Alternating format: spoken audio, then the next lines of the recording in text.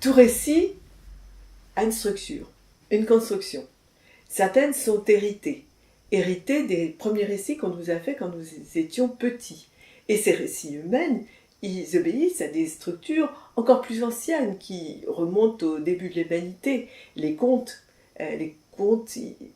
créés pour conjurer la peur, l'angoisse, ou donner un sens à un monde qui, franchement, par moments, peut paraître absurde, surtout à un enfant.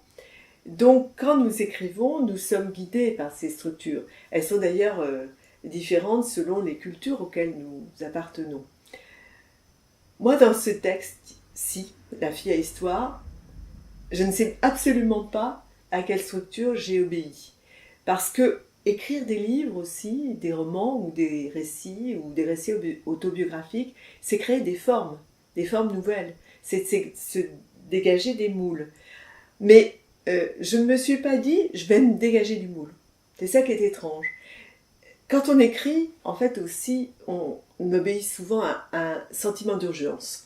Le livre s'impose, le sujet du livre s'impose à vous et vous devez le faire. Vous ne savez pas comment, mais vous allez le faire.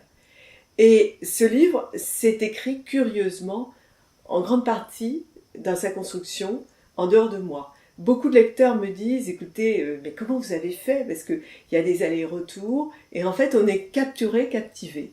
Bien, je crois que tout simplement, j'en étais arrivée au point où cette histoire, qui est mon histoire, que je n'avais jamais racontée, dans son vif et dans sa vérité entière, et parfois dans sa brutalité, tout ça me pesait. Et donc ce flux narratif, ce besoin de se confier, et qui était là depuis des années, s'est déversé. Et en même temps, comme j'ai sans doute une forme de main pour les histoires, comme on peut avoir la main verte, et bien à ce moment-là, le récit s'est en quelque sorte structuré de lui-même, en dépit de ses allers-retours entre passé et présent.